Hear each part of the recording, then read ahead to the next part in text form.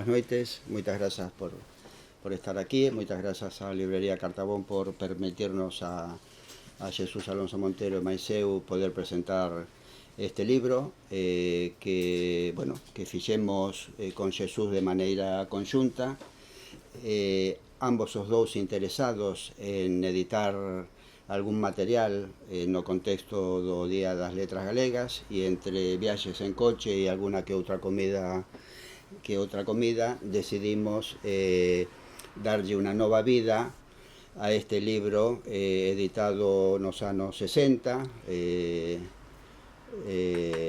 que aquí teño un exemplar do que foi a edición daqueles anos.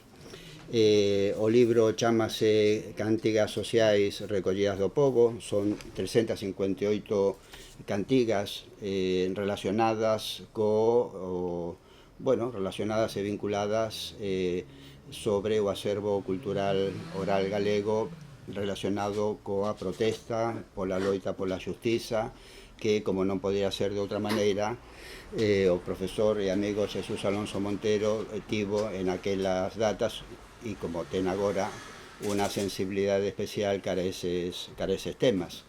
Por lo tanto, a nos pareceunos interesante na nosa editorial poder darlle unha nova vida a este libro, no contexto, como decía, do Día das Letras Galegas, no contexto tamén deste ano que, como ben sabedes, está dedicado a Castelao, está declarado como ano Castelao. Por lo tanto, o libro está enriquecido con 19 viñetas de Castelao que de unha outra maneira van dando pé ao comezo dos 19 capítulos, temas que reúne este cancioneiro. Eu a verdade é que estou moi contento coa edición que fixemos na nosa editorial. Aparte, dentro do que é a nosa liña, o libro tamén conta cun pequeno vídeo, unha entrevista que fixen a Xesús. Polo tanto, o código QR pode permitirnos afondar en outros aspectos máis persoais, máis que teñen que ver coa tradición familiar e o coñecemento de Xesús deste cancioneiro, expresado tamén por las propias xentes do pobo, que é de onde el, de unha outra maneira, máis alá de toda a investigación e máis alá da recolleita que fixo naqueles anos, evidentemente e emocionalmente está comprometido con ese cancioneiro aprendido ao calor da lareira, seguramente na súa terra de Ventosela. Así que, pola miña parte, pouco máis. Eu, como vos, teño moitas ganas de escoitar a Xesús, así que, agardo que este sexa un dos distintos proxectos que podamos desenvolver ao longo dos próximos 30 anos, seguramente.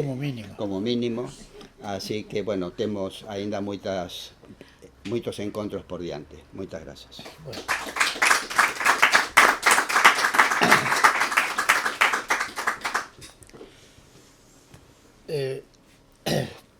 Vou empezar, miñas donas e meus señores, queridas amigas e queridos amigos, por un aspecto que acaba de tratar xa o editor do libro, Xan Leira, editor, vello amigo meu e persoa moi importante na cultura galega. Ele é un galego da Argentina, fillo de galegos, que leva moito tempo aquí e que sabe moitas cousas, e os seus documentais están aí para que a xente, cando os vexa, pois teña noticia precisa ou bastante precisa de moitos temas da represión franquista, da emigración, do exilio, e en todo caso temas que teñen que ver coa Galicia da diáspora, coa Galicia da emigración, etc. E como dixo el, nalgúna das nosas últimas conversas, de hai 2 meses ou 3, pois falando do Día das Letras Galegas deste ano, que será, como sempre, o día 17 de maio, sabedes todos que está dedicado non a un escritor ou a unha escritora, está dedicado, en principio, a iso que nos comunicados da Real Academia Galega chaman as cantareiras e as pandereteiras. Pero bueno, eu creo que o explico en algún sitio, sobre todo no QR este. Eu non estou familiarizado con esta terminoloxía, eu sou unha persona prehistórica. Eu ainda non escribo a máquina, por lo tanto menos a ordenador.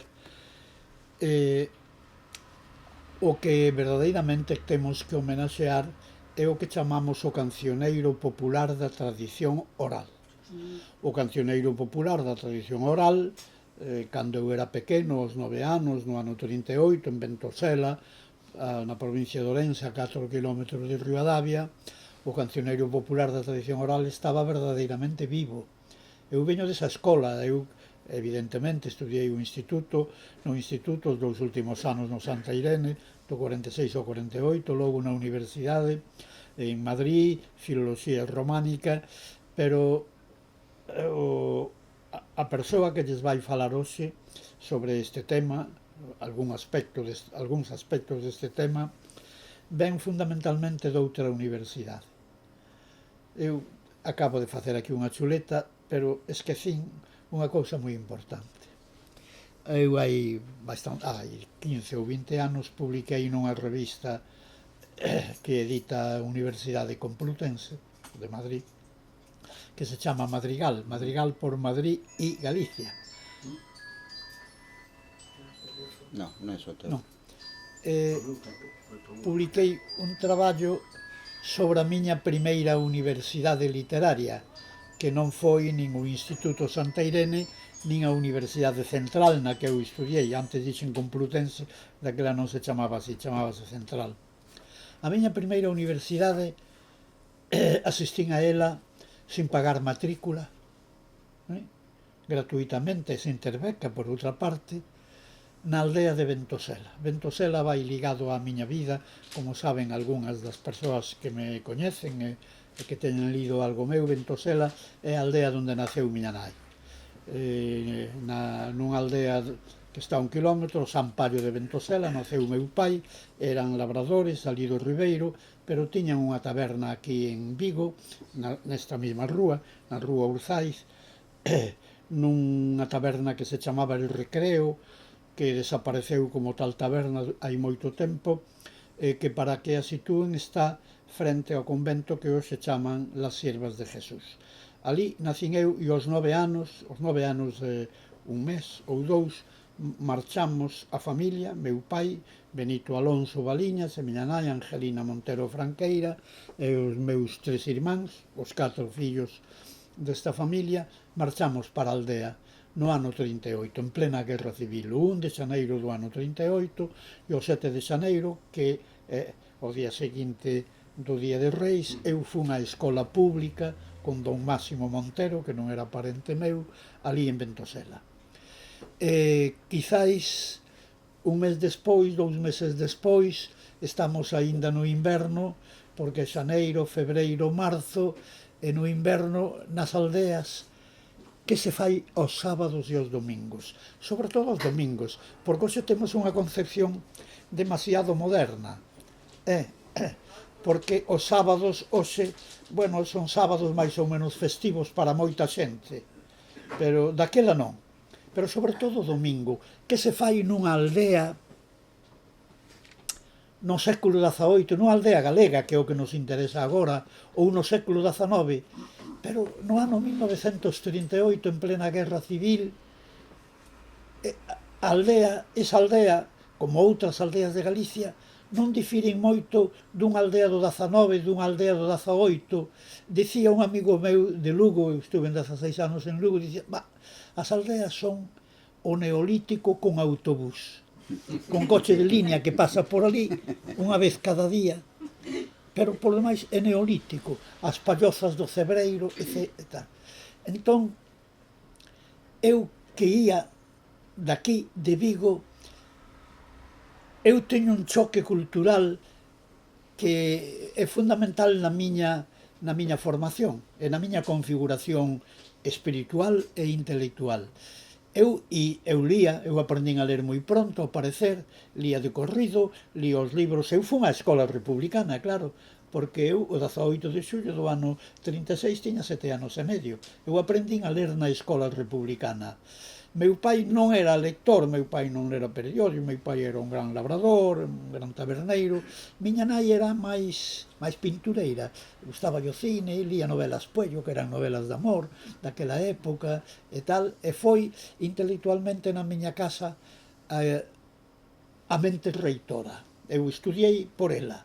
Meu pai quería que os seus 4 fillos traballaran no campo, fixéramos un pouquiño máis de capital, como se di no Ribeiro, pero bueno, na miña vida apareceu unha cousa que en principio parece que é un infortunio, non o foi.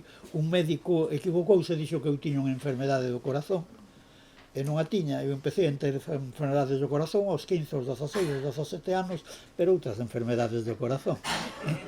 Pero cando tiña 10 ou 11 anos, pois dixeron, entonces, como eu non servía para nada, según meu pai, porque non servir para nada, según meu pai, era non estar en condicións de traballar no campo. Pois un día, eu que non traballaba, porque como estaba enfermo do corazón, levantaba máis 11, meu pai e miña nai teñen un diálogo que eu escoito desde a cama. E dícelle miña nai, Angelina, a meu pai, que se chamaba Benito: Benito, que facemos co Suso? O Suso son eu. Suso é o hipocorístico de Xesús. E meu pai di, pero cuidado, que o digo con todo o respeto, porque meu pai sabía moi ben, me dicía, o Suso, que non vale para nada, que estudie. E estudiei. Primeiro nunha academia en Ribadavia, donde era profesor das materias de letras, don Bernardino Graña Refojos.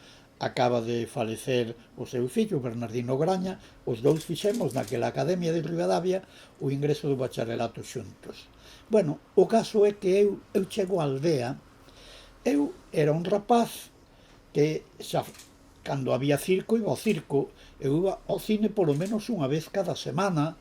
Eu lía tebeos, lía periódicos, sabía o que era o Celta de Vigo, tiña cromos dos xogadores, daquela xogaba no Celta de Vigo un tal Venancio, que era de Ribadavia. Eu tiña aquel cromo, claro. Por lo tanto, eu tiña esta cultura urbana. Sabía o que era un teléfono e sabía o que era unha porta xiratoria, porque había hotéis ou casas ou bancos que os rapaces pasábamoslo moi ben entrando na porta xiratoria, porque acababan de chegar. E eu chego á aldea, non hai portas xiratorias, non hai teléfono, non hai cine, non hai tebeos, non hai revistas, non hai periódicos, non xoga o Celta, Venancio, que era de Ribadavia, xoga en Vigo, etc. Eu estou nun mundo distinto. E os domingos que fan os rapaces? Os rapaces, eu recordo, o primeiro domingo, eu saio cos rapaces do meu tempo, que son cos que vou á escola, e os rapaces van aos domingos aos niños, ir aos niños. E os niños de Merlo, de Bichelo Crego, de Xílgaro, de Carriza. Por que os rapaces iban dereitiños a unha silveira onde sabían que había un miño? Porque acababan de oír cantar un merlo, pero eu non distinguía o canto dun merlo do canto dun xílgaro. Outras veces, cando non era a época de ir aos niños, había rapaces que de madeira facían carros de madeira. Nós non tiñamos triciclos nin bicicletas infantís. Todo iso era creativo, sabían falar. Pero e as noites, a luz do candil. Eu 2 anos despois leo o Quixote. O Quixote de verdad, completo, non un resumen, non unha síntese. Esos Quixotes para nenos. Non, eu leo o Quixote. Que meu irmán, o maior, que era oficinista aquí en Vigo, un día veu á aldea e trouxe o Quixote. E eu lín o Quixote, tería 13 anos, a luz do candil, porque na miña aldea non había luz eléctrica. Por lo tanto, eu chego casi ao neolítico ou ao paleolítico. A aldea é, para min, eso. Entón, o problema é como protagonizamos o ocio. Os domingos non hai nada que facer. A xente da labranza non traballa. Se cadra eu pola mañán tiña que ir coa vaca de 9 a 10 ao monte para que pacera un pouco, se cadra tiña que ir buscar un feixe de estrume que era necesario para botar a corte, pero logo toda a mañán e toda a tarde que fai un rapaz ali nunha aldea? Bueno, pois xoga a pelota, eu xogaba cos outros rapaces a pelota non de goma, feita de cortiza, que é a cáscara do sobreiro. Nos decíamos sobreiro, agora en galego normativo dice sobreira, que é onde se fan os corchos. Pero e as noites? As noites que son moi longas, de pronto ás 6 da noite, ás 7, a luz do candil, a xente está alrededor do pote na lareira. Están as vellas, os vellos, os avós, os tíos, os primos, algún parente, algún veciño moi achegado á familia de cada un. Iso é fundamental, porque eu quería que vostedes chegaran aquí, que chegaran á lareira, porque a lareira está na base, está no sustento, está na xénese das cancións populares, do cantigueiro popular, das cántigas. Eu vou dicir cántigas, porque está demostrado por estudos que se teñen feito que o 52% de Galicia di cántiga. Así, a palabra esdrúxula, como era o latín cántica, pero o 48%, grosso modo, di cantiga. Hai que decir cantiga cando se trata das medievais. Martín Codas escribiu cantigas. O poema de Mandiño é unha cantiga. Cantiga que rima con amiga. Se fora cántiga non rimaba con amiga. Pero cando nos referimos ás cancións populares, casi sempre de 4 versos, algunhas veces de 3, que Curros Enríquez chama triadas, esas son cántigas, tamén cantigas, pero bueno, a maioría de Galicia di cántigas. Por que a lareira? A lareira é fundamental. É que hoxe un rapaz, eu daquela tiña 9 anos, hoxe un rapaz de 9 anos, cando sai da escola, o domingo, o sábado, cando sexa, chega a casa, e aínda que sexa de familia pouco acomodada, dalle un botón, e pode estar 3 ou 4 ou 5 ou 10 horas pasando o ben. Se cadra iso é perxudicial, algunhas cousas, tanto ordenador, tanta televisión, tanta play, etc, etc. Pero hoxe un rapaz na casa dalle un botón, ten películas, ten vídeos, ten documentais, ten o que queira. Pero ese é menos creativo que a nós, porque nós tiñamos que facer as apeladoiras e o eixe e as rodas de madeira dun carro. Para iso hai que ter algunha creatividade. Como hai que ter creatividade non só auditiva para distinguir o canto do xílgaro dun merlo e logo poder encontrar un niño. Entonces un chegaba a casa moi oufano dicindo: encontrei 2 niños de merlo, encontrei un niño de carriza, etc, etc, etc. Pero todo era consecuencia do noso esforzo, do noso traballo, da nosa creatividade. Hoxe un rapaz dalle un botón, e un adulto non digamos, dámoslle un botón e podemos estar toda a noite vendo películas, documentais, todo o que queiramos. Pero daquela a diversión, o esparexemento, como se di no meu dialecto do Ribeiro, hai que esparexer. Esparexer é pasalo ben no ocio. Un esparexe cantando, bailando, indo á taberna, outro sitio de esparexemento é a taberna, pero sobre todo a lareira. Entonces na lareira hai unhas mulleriñas vellas que teñen moi boa memoria e que ademais algunha canta ben. É que fan 2, 3, 4 horas ao pé do lume, porque non hai un botón, non hai televisión, non hai radio, non hai nada. E esta muller canta algunhas das cántigas que están aquí. Estas cántigas oíullas a súa nai, oíullas a súa avoa, oíullas a súa tía, e ela transmíteas. Ela é transmisora. Transmisora unhas veces fiel. Transmite a cántiga tal como a oíu, pero outras veces infiel, ou porque ten mala memoria, ou porque ten mala pronunciación, ou porque pensa que ten virtudes creativas e introduce modificacións que ás veces melloran o texto recibido, pero outras veces empeórano. Isto explicouno maravillosamente ben hai máis de 100 anos un señor que se chamaba don Ramón Menéndez Pidal, falando dos romances, e que o romance é unha composición epicolírica, como di o propio Menéndez Pidal, e eu estou falando de cántigas que son máis breves e que son fundamentalmente líricas. Pero ese romance, decía don Ramón, pasa de boca en boca, de boca a oído, e de pronto algunhas persoas que oyen introducen modificacións que melloran ou non melloran o texto recibido. Por eso el decía que a canción popular, a que hoxe nos convoca aquí, e o romance, que é tamén unha canción popular máis extensa e de tipo épico-lírico, son anónimas.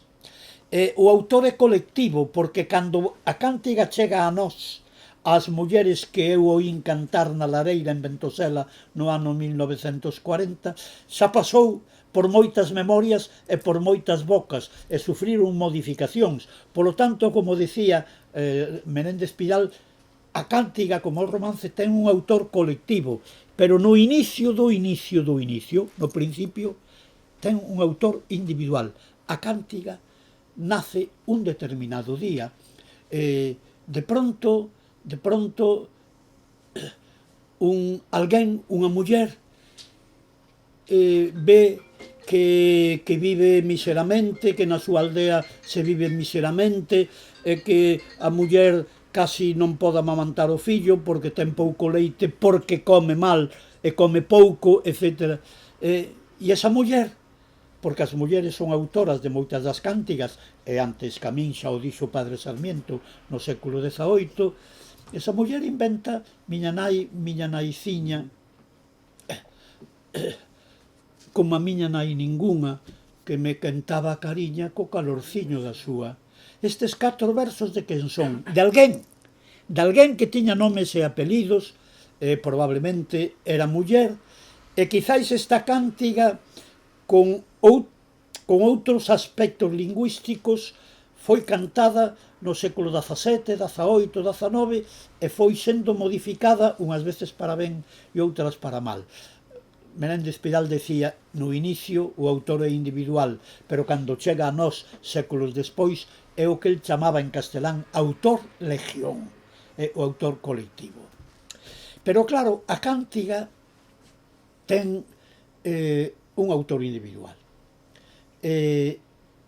Estas cántigas, cando eu era neno, onde se cantaban? Ali non había coros que cantaran estas cántigas.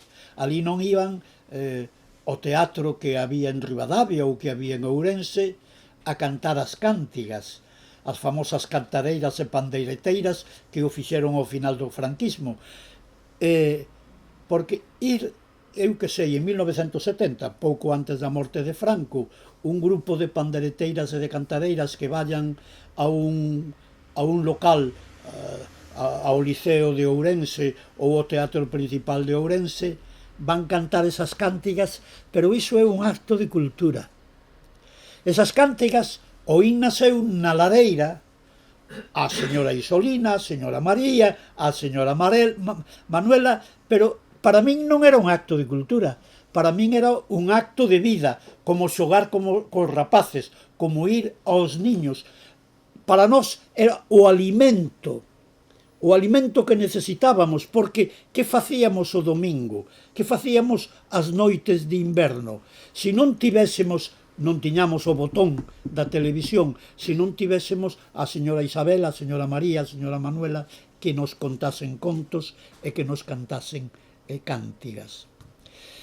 Como nacen certas cántigas? Eu vouvos falar dunha sobre a que tendes os que menos información teñan algunha familiaridade. No ano 1869 en Madrid, eu non estaba ali, eu fui estudiar a Madrid no ano 1948. Eu non estaba ali. Nunha pousada están 2 estudantes galegos. Un músico non, un que logo foi músico, que se chamaba Cesario Alonso Salgado. e que debía de ser de Tribes.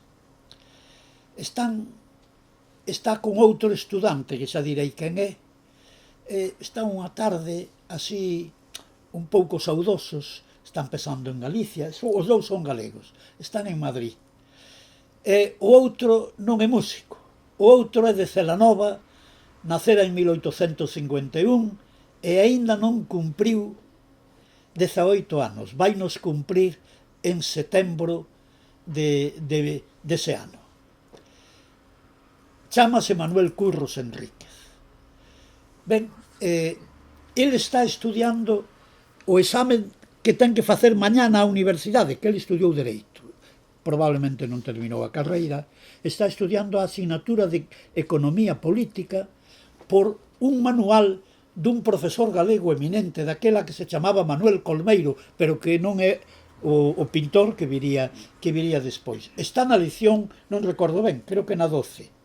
El ten aberto, e de súpeto está estudando, seguramente xa farto de estudar, era o examen, e o amigo colle unha guitarra e empeza a facer uns acordes na guitarra. Entonces Curros deixa de estudiar, o amigo sigue cos acordes, que son moi melancólicos, moi tristes, e dille, supoño que falarían en castelán, dille, pero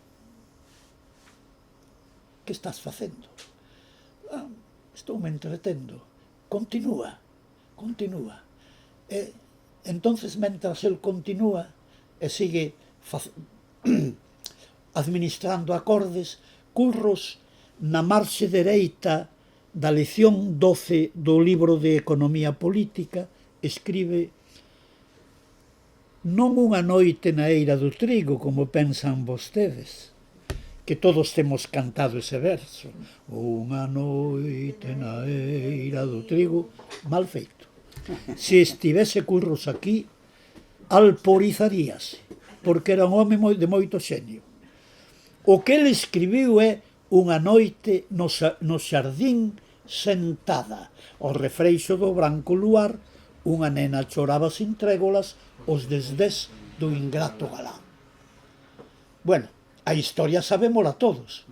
Esa nena, esa moza, esa mociña, chora porque o mozo vai emigrar. E emigra, colle o vapor, unha leve lebreiro vapor, e el vai pensando na terra, na familia, na moza que deixa, e vai á emigración, probablemente a Cuba, pensando o que pensaron todos os mozos galegos que emigraron nesa época, que en 4, 5 anos, 6, cun pouquiño de sorte, terá uns aforriños, virá e casará con aquela moza, comprarán un eido, unha veiga, e farán unha casiña, ou polo menos un alpendre. E a nena chora porque o mozo vaise, pero cuidado. De pronto, 8 anos despois, Curros Enríquez, xa adulto, ven a Ourense. Ven a Celanova a ver a familia, pero chega a Ourense e hospédase nun hotel. É de noite, de verán, e el di que en mangas de camisa asomas ao balcón para tomalo fresco. E cando está tomando fresco, olle cantar Unha noite na eira do trigo, unha noite na eira do trigo. E di el para si, isto soame, pero donde oín eu eso? Era o seu poema, pero tanto neste verso como noutros que virán, os que cantaban, que eran mulleres, as que cantaban, que estaban a uns metros do hotel del, as que cantaban decían Unha noite na eira do trigo. Que pasou? O pobo modificou o texto. Que pasou tamén? Que Alonso Salgado, o músico, resulta que foi a Santiago e en Santiago cantou entre os estudantes e os estudantes popularizaron o poema que el chama Cántiga, precisamente. Pero os estudantes de Dereito, de Medicina, do que fose, non había moitas máis facultades en Santiago, xentes máis ou menos ilustradas, decatáronse dunha cousa, de que aí hai unha contradictio in terminis. A protagonista da historia non pode despedir, non pode chorar nun xardín. Eso sería a señorita dun pazo, a filla dunha fidalga.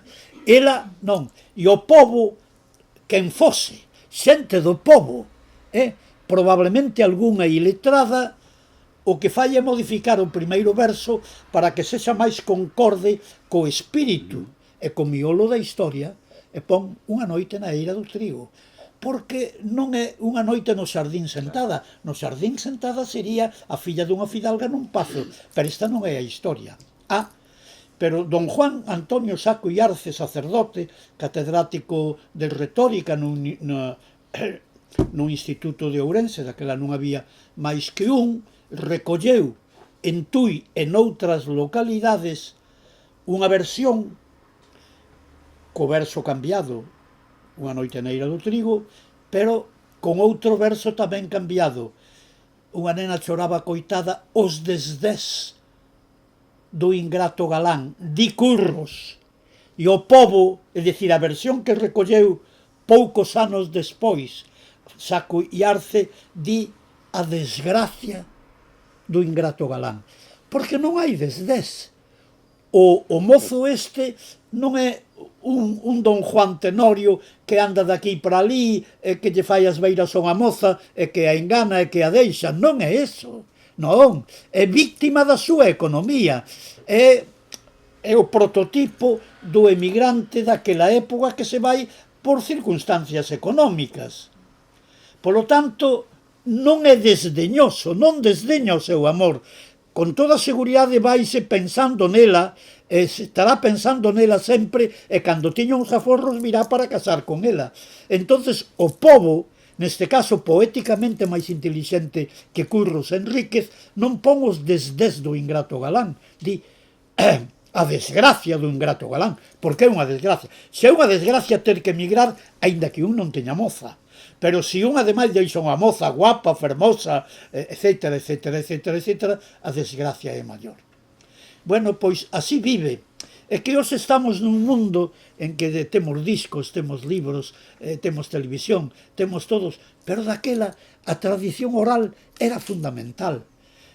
Un texto circulaba na memoria e nos labios da xente, pero da xente que no 90% era analfabeta. E os que introducen modificacións son, con frecuencia, os analfabetos. En galego temos dúas palabras para designar poeta. Todos sabemos o que é un poeta. Poeta en grego é unha palabra grega, significa creador. Pois Rosalía de Castro é un poeta, Curros Enríquez é un poeta, Lope de Vega é un poeta, Jorge Manrique é un poeta. Son persoas cultas. Foran ou non a universidade, son cultas, en revistas literarias, van a cenáculos, etc, etc. Esos son os poetas. Pero unha boa parte do cancioneiro popular, social ou non, unha parte do cancioneiro popular está feito por poetas que non son letrados, que non son licenciados en ningunha universidade, que non teñen o que hoxe chamaríamos o bacharelato.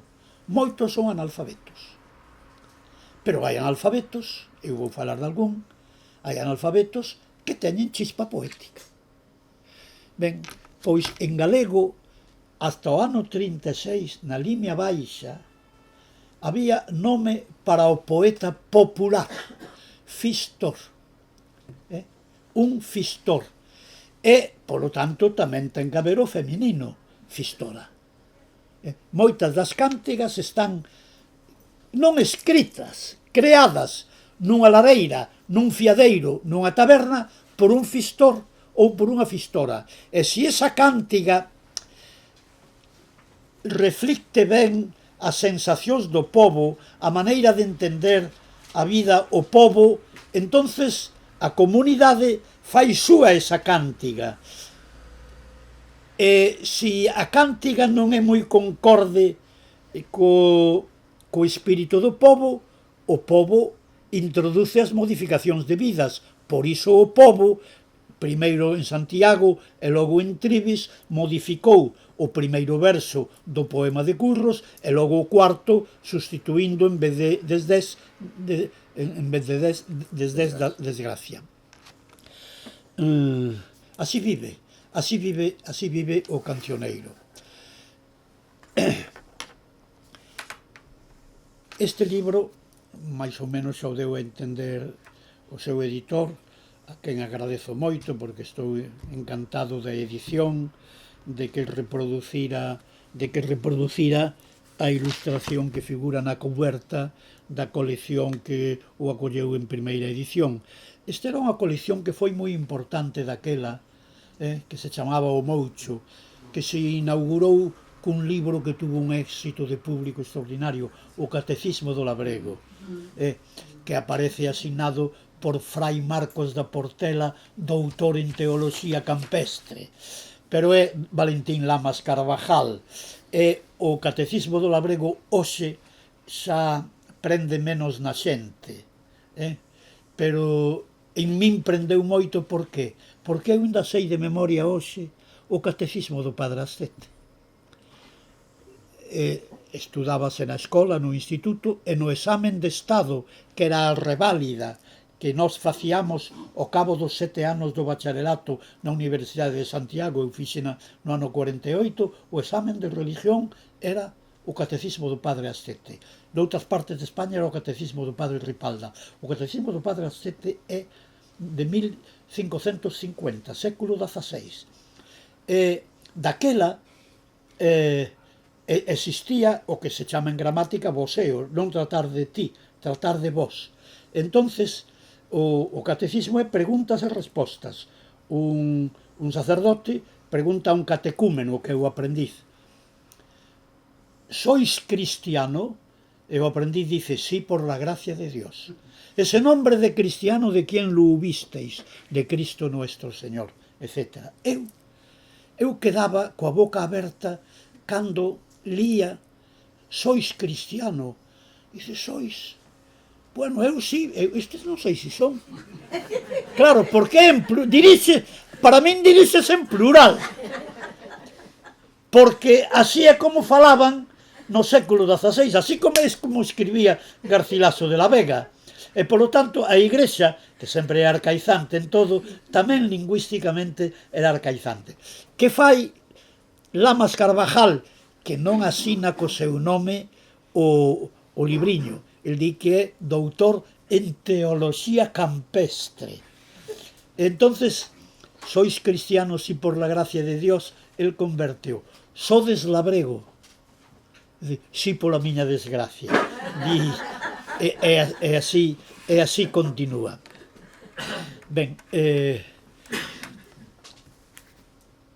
a colección O Moucho editaba Xosé María Álvarez Blázquez, aquí en Vigo, nun editorial que el creou, que se chamaba Castrelos, e que tiña varias coleccións, pero a colección de máis éxito, polo menos de máis éxito comercial, foi a colección O Moucho. As portadas eran as cubertas eran dun tal Bofil. Inaugurouse co Catecismo do Labrego, e o meu libriño fai o número 10, do que saliron entre os 69 e os 71 3 edicións. Esta é a cuarta edición. Bueno, leva un prólogo bastante extenso meu, leva un vocabulario que eu xa levaba a edición, e logo leva todas esas ilustracións extraídas das viñetas de Castelao, que van moi adecuadas aos temas de aquí, a pobreza, a fame, a migración, etc., etc. E, naturalmente, na dibuxística de Castelao hai infinitos cadros dese tipo para poder ilustrar isto.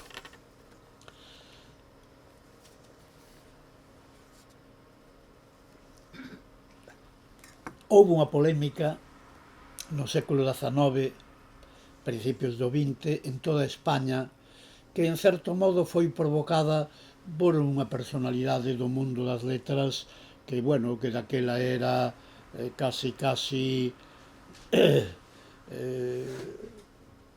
fabulosa. Refírome a don Marcelino Menéndez Pelayo, de Santander, nacido en 1856 e morto relativamente novo en 1912, que escribiu moito, que publicou moito, etc., etc. Era católico, conservador, pero era un talento para o oficio literario verdadeiramente descomunal. Houbo que cambiar a legislación española daquela para que el poidese opositar a unha cátedra de universidade aos 20 anos. Bueno, pois Menéndez Pelayo, co que moitas persoas, entre elas eu, estamos en desacordo en determinados pronunciamentos de tipo intelectual, o famoso brinde do retiro do ano 1888, que é o ano do centenario da morte de Calderón, dice: brindo por la España de Felipe II, brindo por la España de la Inquisición, tipo que dice así. Bueno, Menéndez Pelayo foi, por exemplo, un intelectual moi alimentado e moi promocionado por franquismo.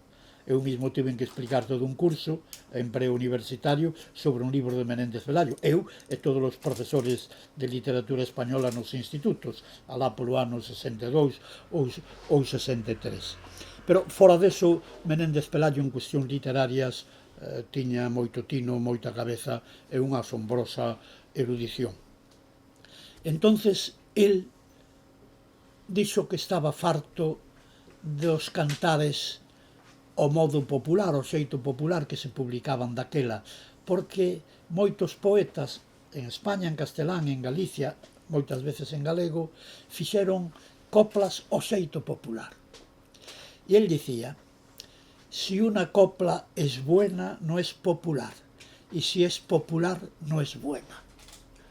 Claro, este é moi duro, según eso temos que queimar este libro, e moitos outros libros, porque, bueno, nesa liña estaba en certo modo Juan Valera e a medias Emilia Pardo Bazán. Emilia Pardo Bazán era moi lista e non aceptou totalmente ese planteamento.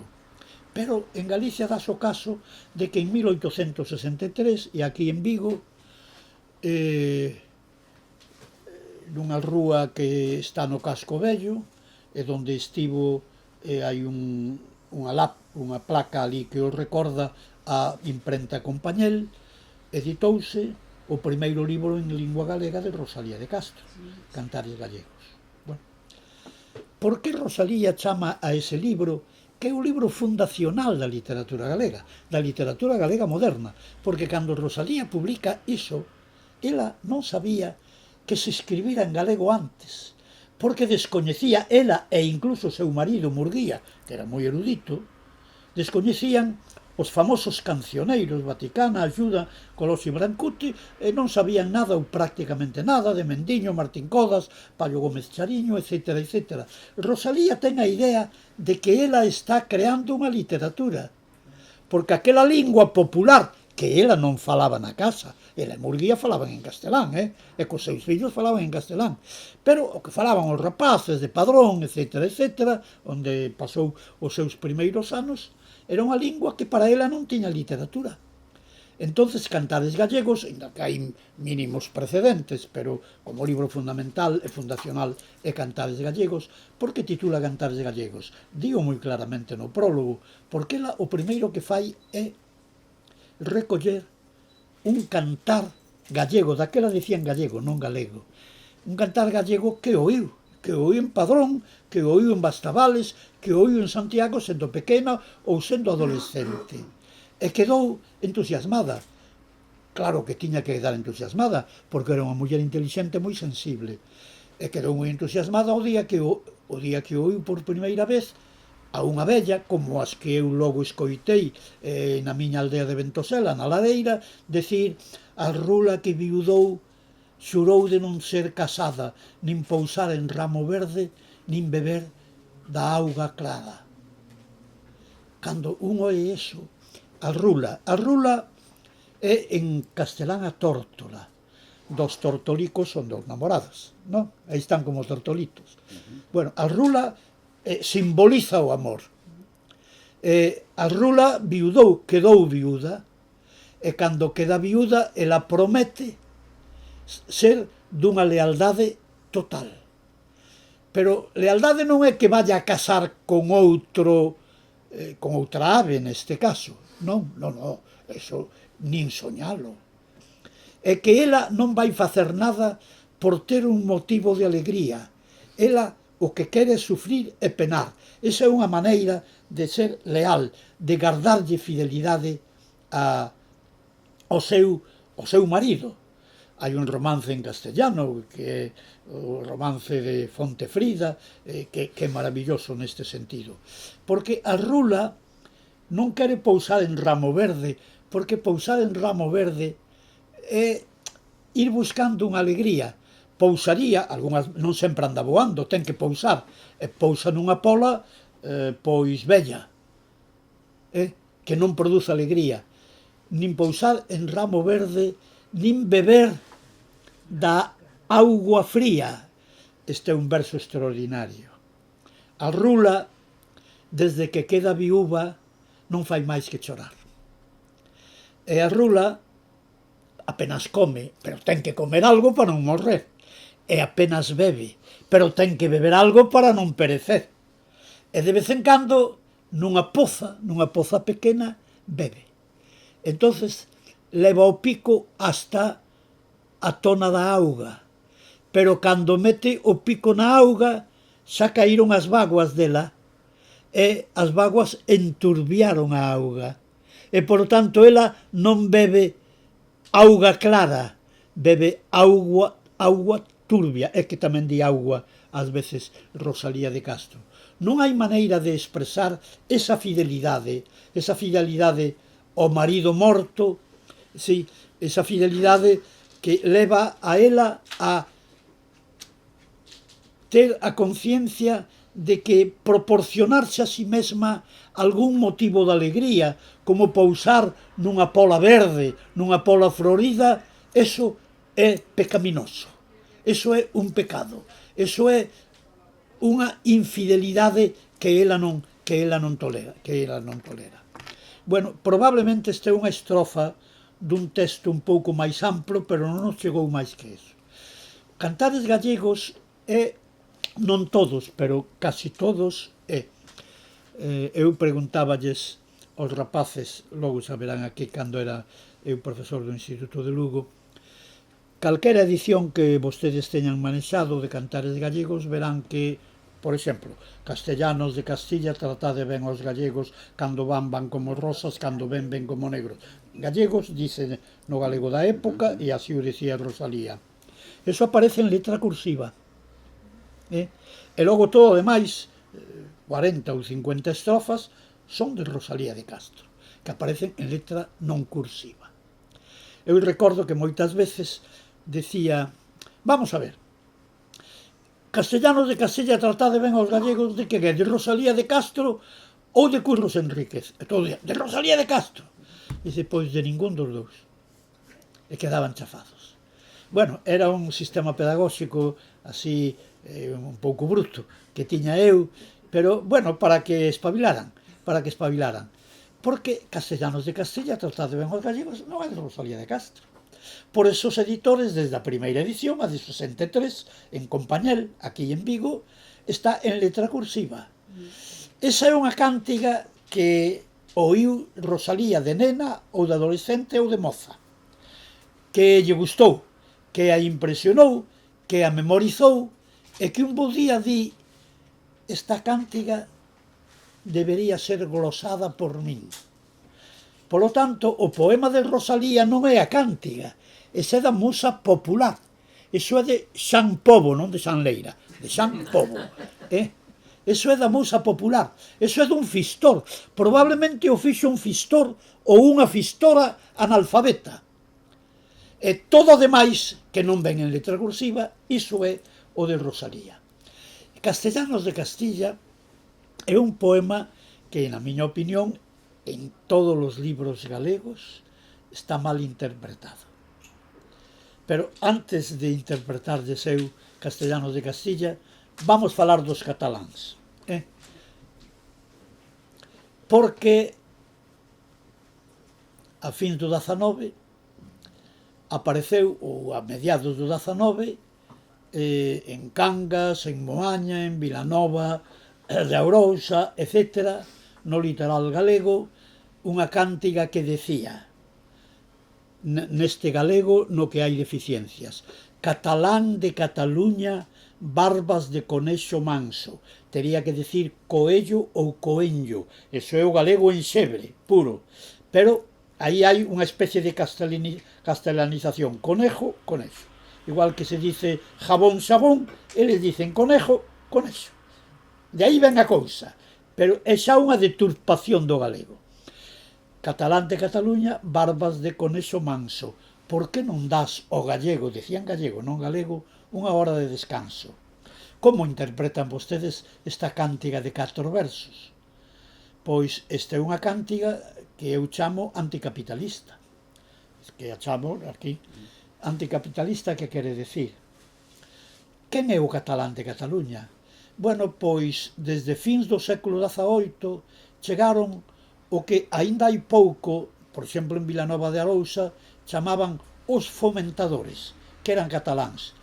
De feito, no litoral galego hai aínda nomes importantes que tiveron que ver coa industria pesqueira. Masó é apelido catalán, Fábregas é apelido catalán.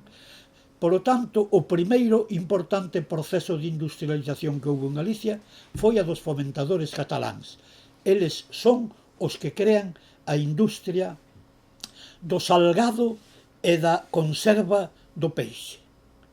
E, polo tanto, chegan a Cangas, a Moaña, a Vilanova de Arousa, a Malpica, a donde sella, e montan unha fábrica. Non unha fábrica de tecidos, industria moi importante en Cataluña. Os cataláns teñen, bueno, un gran sentido comercial, e de pronto ven que a industria do peixe non existe. E que hai en Cangas ou en Vilanova de Arousa? Hai mariñeiros que andan nunha dorna, e hai mariñeiros que, ademais de andarem nunha dorna, teñen unha pequena viña, teñen unha pequena veiga de millo, e viven malamente. E por fin chega a fábrica, chega a industria, chega a revolución industrial, mínima revolución industrial. Entonces, nesa fábrica hai 50 traballadores. 50 traballadores e un empresario. Os traballadores son asalariados. Daquela non hai sindicatos, e menos aquí.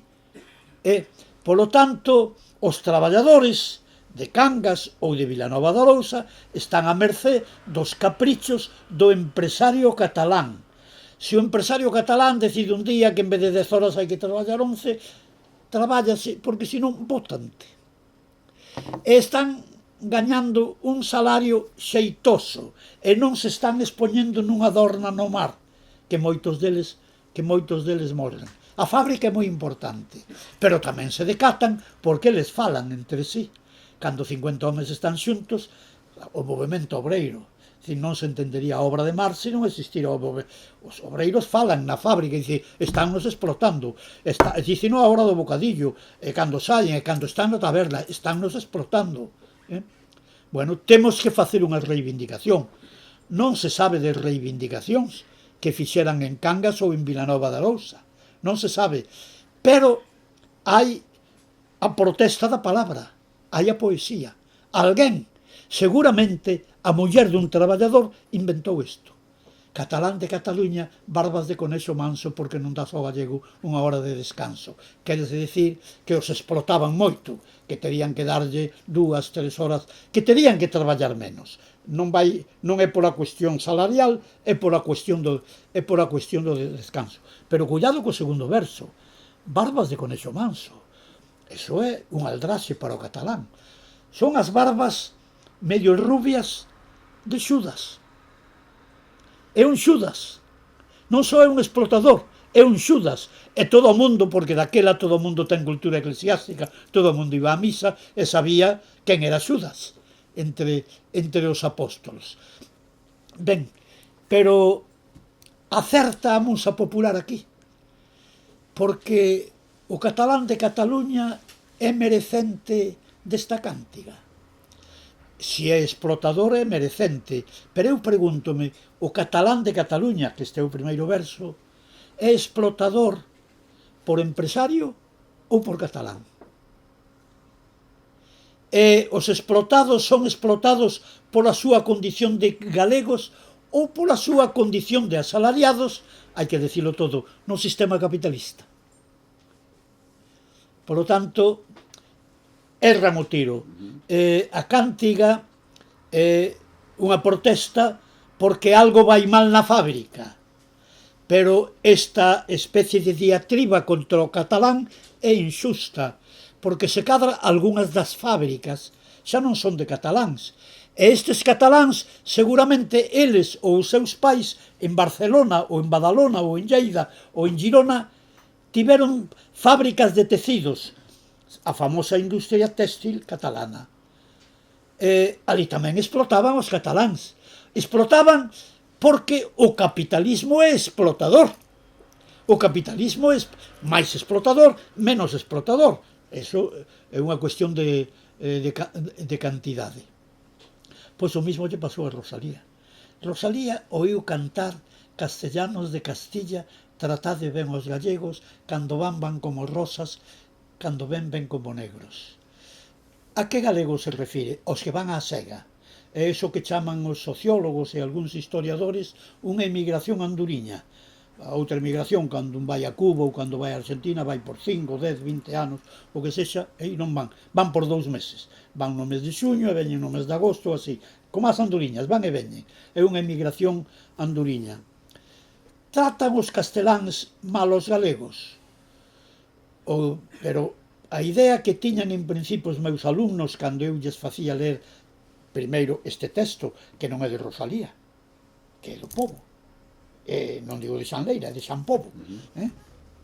E pois eu dicíalles, é que todos os casteláns son malos. San Juan de la Cruz era un home ruín, que era de Fontiveros, provincia de Ávila. Don Antonio Machado, que inda que naceu en Sevilla non era andaluz, era castelán, de Soria, de Segovia, etc., era un home ruín. É dicir, todos os casteláns son malos, e todos os casteláns viñeron ao mundo para tratar mal os galegos, que son todos moi bondadosos. Claro, é que isto leva a un enfrontamento. Parece que aquí hai unha cuestión de etnias. Os galegos somos bondadosos, virtuosos, e os cataláns son ruíns e tal. E os cataláns, como son ruíns, tratan a unha etnia moi bondadosa, moi virtuosa, mal. Non, o problema é outro. É que nunca se quere dar unha visión marxista das cousas. É que a interpretación que eu estou facendo é unha interpretación marxista. Non. Aquí a dialéctica é outra. Non é Cataluña contra Galicia. Cataluña feroz, horrible, malvada, contra unha raza, unha etnia bondadosa, virtuosa e santa. Non se trata deso. Haberá cataláns bons, como os hai, e haberá galegos ruíns. Polo tanto, que pasaba? Na sega, casi todos os donos deses latifundios, porque ian segar a latifundios de Ávila, de Segovia e de Toledo. Son latifundistas, que necesitan en 15 días segar para que non chova, etc., e o pan desapareza. Entonces, o latifundista, os galegos, trataos peor que os segadores que son de Toledo, porque un segador de Toledo, se lle pagan 2 reás e el quere 3, e o patrón non llos dá, volve á súa casa, que está a 20 metros, e ten unha taciña de caldo, e ten unha cama, ainda que sexa un xergón de folello, e dorme na cama e come unha taciña de caldo. O galego non exixe os 3 reás ao día, traballa por 2, porque se non ten que volver a pé antes do tren, e sin unha cadela a Galicia. Por tanto, o galego está nunha situación moi vulnerable. E isto sábeo tanto o empregador, o latifundista, sábeo ben. E entonces o empregador é moi duro cos galegos, e a xente do común dali tamén é hostil aos galegos, porque os galegos traballan por menos cos nativos. Claro, os nativos aí non teñen tamén unha gran altura de miras. Un nativo, repito, volve á súa casa e unha cociña de caldo hai, e pode dormir quente. E hai lume na ladeira, Os galegos non, os galegos teñen que volver a pé, moitas veces descalzos coa fouza ao lombo, a Galicia. Por lo tanto, o que eu lle quería transmitir aos alumnos é que a cántiga popular na que se inspira Rosalía é unha cántiga feita desde unha perspectiva moi simple, a perspectiva que ten moitas veces o pobo, a perspectiva que ten o pobo. Que fai Rosalía?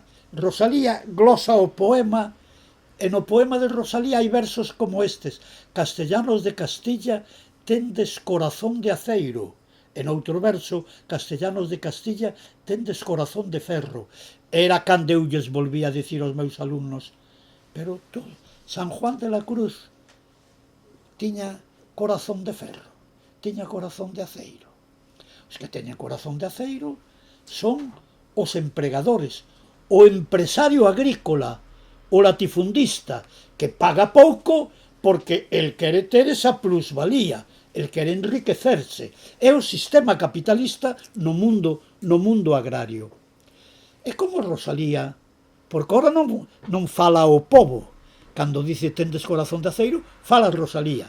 Non, tampouco fala Rosalía. Rosalía inventa outro eu. Non fala ela, fala un eu poético que non é exactamente ela. Fala un eu poético que é unha moza que estaba nunha aldea, o seu mozo vai, se cadra por sexta ou sétima vez á sega, e pensa traeros uns aforriños e comprar un eido, unha veiga de millo e facer unha casiña e casaren. E xa non volve máis á sega. E vai e ten a noticia de que ali morreu. Morreu polas condicións higiénicas, polas condicións alimenticias, polo imenso calor, pola inmensa calor que fai na chaira castelá. Bueno, é un accidente de traballo. Morreu. E entonces ela cree na filosofía do pobo e cree que o castelán é malo, malvado, ruín, canalla, cruel. Cree todo eso, dice que ten corazón de aceiro. Pero non fala Rosalía. Dona Rosalía de Castro e Abadía, filla de dona Teresa casada con don Manuel Murguía. Non, esa é a Rosalía xurídica, esa non fala.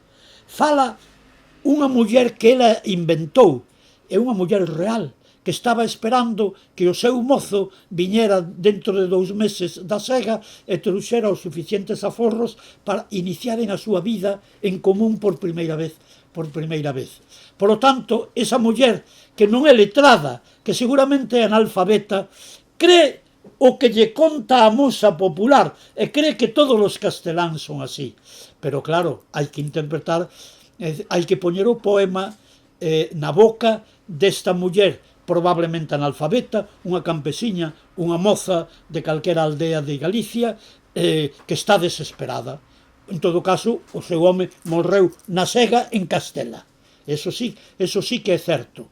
Pero a afirmación tendes corazón de aceiro é a afirmación que nace da desesperación dela e da desesperación dunha muller que ten unha concepción limitada do feito social e do feito económico.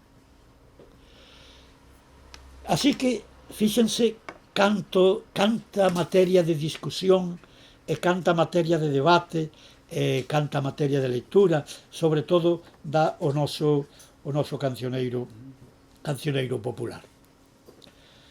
Volvendo a Rosalía, porque iniciei e logo non concluín o que quería deixar como conclusión. Resulta que en 1863 moita xente como Menéndez Pelayo, dentro da cultura española en xeral e da galega en particular, vía con certo desdén as cántigas populares. Como dicía Menéndez Pelayo, si una canción es popular no es buena y si es buena no es popular. Pero ben Rosalía, nós nunca poñeremos en dúbida a intelixencia poética e a sensibilidade de Rosalía. Rosalía construye o libro Cantares Gallegos en 1863, que, repito, é o libro fundacional da literatura galega moderna, a partir dos cantares gallegos, que así se chamaba no galego daquela época, que ela oiu e que a ela a impresionaron. Un deles, A rula que viudou, e outro deles, que é amoroso, e outro de tipo social, que é Castellanos de Castilla, tratade ben os gallegos. Rosalía non só crea a literatura moderna, non só nos ofrece o libro fundacional da literatura galega, senón que Rosalía, polo feito de facer un libro a partir de cantares populares en lingua galega, está dignificando os cantares populares. Está dando a eses cantares populares un estatus, un rango que non tiñan, e que levou a moita xente tan ilustre como don Juan Valera, e sobre todo don Marcelino Menéndez y Pelayo, a desdeñar esas coplas desde o punto de vista literario, desde o punto de vista poético. Quen lle confire esa dignidade é Rosalía de Castro. E a partir de aí o interés polo cancioneiro popular, que tamén podemos decir cantigueiro popular, vai ser extraordinario. Moita xente se dedicou a coleccionar, a estudiar, etc, etc, etc.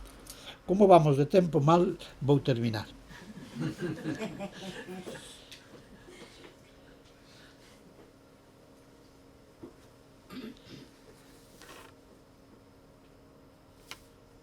Para terminar, sí, claro, cando eu marchei de Vigo a Ventosela, a aldea, eu marchei falando en castelán, porque meus pais, que falaban entre eles en castelán, a nós educábanos en galego porque nos educaban para señoritos. Castelao dixen sempre en Galicia, nunha ocasión, falan o castelán as xentes populares. Falan o galego as xentes populares. Falan o castelán os señoritos ou aqueles que queren ser señoritos. Eu aos 6, 7 anos non sabía o que quería, se quería ser señorito ou non, pero meus pais querían que eu fora señorito. Por eso, te chego alá, eu aprendo galego, que pasivamente xo sabía, porque na taberna de meu pai escoitábase moito galegos, mozos de estación, etc, etc. Nas vacacións eu pasabas en Ventosela, eu ia falar a miña avoa, etc, tamén en galego. Así que en poucas semanas fixen un máster de galego e máis ou menos, eu podía ter unha relación fluida e normal cos rapaces que habitualmente falaban en galego desde había moitos anos. Recordo, señoras e señores, a primeira cántiga que oín ali. Vou ser máis... non só vou dicir a verdade, senón toda a verdade. A primeira cántiga que recordo oínna aquí. Vou terminar, teño 4 minutiños. O 1 de maio de 1936 eu tiña 7 anos e medio. O 1 de maio é o día da festa dos traballadores. Os meus pais tiñan a taberna El Recreo ali frente ás Servas de Xesús.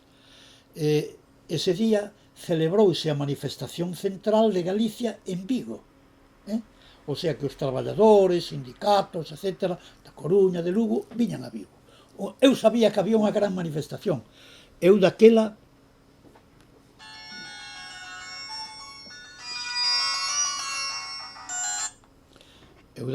non era comunista nin marxista. Non era marxista porque non era Marx. Agora van saber por que non era Marx. Eu aos 7 anos non sabía alemán. Polo tanto non podía ler a Marx. Eu estaba alleo á política totalmente. Pero o meu irmán maior, que era pioneiro roxo, iba na manifestación. E eu madruguei, puxenme ali á porta da taberna, quería ver a manifestación, porque había música, tambores, bandeiras, e eso sempre bonito e tal, sexa a manifestación de quen sexa. E encima para ver a meu irmão. E eu estaba ali moi atento. Recordo dúas cousas. Unha, que as paredes, incluso as da taberna de meus pais, estaban como os grafites de hoxe, cunha sigla, que era UHP, que é o eslogan da Revolución de Asturias, do 34, Uníos Hermanos Proletarios. E logo eu vin na manifestación, oín, que moitos grupos, os máis novos, ian dicindo UHP. Claro, Uníos Hermanos Proletarios, o 16 de febreiro triunfara o Frente Popular. Que en Galicia estaba constituído o Partido Comunista, Socialista, Izquierda Republicana e Partido Galeguista. xente máis ou menos, se non toda, casi toda de esquerdas. Bueno, iban berrando UHP e cantando unha canción que eu non recordo, pero recordo o estribillo. Que viva Lenin, que viva Carlos Marx, que viva la Tercera Internacional. Bueno, esta cantei unha vez a Isá Díaz Pardo, que iba na manifestación. Un día que eu comín con el na súa casa, que comín dúcias de veces, entonces ao cantarlle o estribillo, empezou ele a cantar a canción que durou 10 minutos, era moi larga, eu só recordo o estribillo, que por certo eu que daquela, que dicía a miña avó, que eu era moi listo de pequeno, que viva Lenin, que viva Carlos Marx. Eu dicía para min, este señor Lenin e este señor Marx deben de ser tipos moi importantes na cousa política. Bueno, máis ou menos era unha cousa aí. Ora, isto da Terceira Internacional, que será? E logo, bueno, pasou o tempo e alguén me explicou o que era a Terceira Internacional. Esta é a primeira canción da que eu teño conciencia, da que eu teño recordo. Pero chego a Ventosela, e claro, os mozos, as vellas, a señora Isabel, a señora Manuela, cantaban cántigas. E un día, non sei se foi nunha lareira ou onde foi, cantan: nena que vende las peras, cantas che mandaron dare. Para ti, meu queridiño, non mas mandaron contare.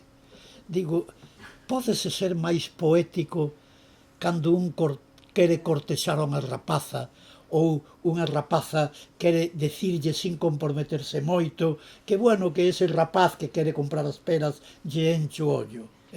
Nena que vende las peras, cantas che mandaron dare. Para ti, meu queridiño, non mas mandaron contare. E eu, que dicía a miña avó, porque o meu avó xa morrera, que eu era así moi aplicado de pequeno, dixen, aquí hai algo. Pasou o tempo, terminei o bacharelato, e dixen, tate, isto é o que os profesores chaman literatura. Esa foi a miña primeira universidade literaria. Logo oín, sendo casi mozalbete, esta é minimamente erótica. Tes un limoeiro cun par de limóns, e che dirá eles que queiras que non. Aí hai unha metáfora extraordinaria. E eu dixen, tate, esta é a literatura. Isto é o que eu quero ser, é o que quero estudiar literatura. A miña primeira universidade literaria, eu fui alumno de don Dámaso Alonso, unha das cabezas máis brillantes da xeración do 27, pero non en literatura, en lingüística románica. Non, pero eu a literatura aprendina ali. Polo tanto, eu de pequeno, tendo 10 anos, 11, o día 24 de Nadal, ou o día 5, véspera de Reis, eu e 3 ou 4 amigos do meu igual, 10 anos, 11, 12, íamos polas casas dos veciños, sobre todo os veciños máis relacionados coa nosa familia, e puñámonos a cantar panxoliñas. Panxoliña é a canción de Nadal e de Reis. Panxoliña ven de panguelingua. E dábannos casi sempre figos, abelás, pero daquela, na posguerra, no ano 40-41, fartarse de figos e de abelás e de noces era unha fartura. Pero nós o que queríamos é que nos deran un can ou unha cadela. Unha cadela era unha moeda de 5 céntimos e un can era unha moeda de 10. E logo repartíamos. Eu recordo algunhas veces marchar moi contento para a casa porque levaba, eu que sei, 4 cans e 5 cadelas ou algo así, e desde logo os bolsillos cheos de figos e de noces, etc. O que eu facía cando eu cantaba non era un acto de cultura. As cantareiras que no ano 40 foron a Santiago a un teatro a cantar algunhas das cántigas que eu expliquei aquí, van facer un acto de cultura. Elas fan un acto de cultura e a xente vai oír eso nun acto de cultura. Pero o meu era un acto de vida, era unha maneira de divertirnos, de conseguir un pouquiño de diñeiro, de pasalo ben, era un acto de cultura. Eu vivín inmerso neso. Esa é unha das razóns polas que seguramente fixen o primeiro cancioneiro que se publicou, e non hai outro desde esa data, que é o ano 69, de temática social. Porque, bueno, os eruditos galegos, etnógrafos, etc., a cousa social non lles gusta moito, pero, bueno, aí falase de emigración, das nais pobres, dos fillos pobres, do servicio militar, hai unha cántica, agora sí que termino. Vamos indo para o servicio do rei. Os ricos quedan na terra, eu como son pobre irei. Vamos a ver. Cando eu era mozo, tanto no ano 45, 46, 47, un día meu pai preguntoume: ti cando vas servir ao rei? Era época de Franco, pero servir ao rei para meu pai e para a xente daquela era ir facer o servicio militar, porque facer o servicio militar durante séculos foi servir ao rei. Entón, facer o servicio militar, que xa se chamaba así, era servir ao rei. Eu dixen, papá, eu vou ir aos 20 ou 20 anos como todo o mundo, pero se cadra podo pedir prórroga, porque como estudio na universidade, pois podo facelo a terminar a carreira e tal, como así fixen, porque eu fixen o servicio militar. Eu servín ao rei pola milicia universitaria. Servir ao rei. Desde mediados do 18 a 1908 houbo unhas disposicións polas que os fillos dos ricos, se seus pais pagaban unha cantidade elevada, eso sí, non facían o servicio militar, non iban servir ao rei, con todas as consecuencias. Tampouco iban á guerra de Cuba ou a de Marrocos. Bueno, isto é unha xoia da literatura galega. Vamos indo para o servicio do rei. Os ricos quedan na terra, eu como son pobre irei. Hai varias cántigas, 10 ou 12 deste tipo. A denuncia é unha denuncia moi importante. Seguramente a xente que cantou isto non foi unha manifestación contra esta ignominia, pero sempre que podían cantaban isto. Pois nada, procuraremos non servir ao rei, e moitas gracias pola atención.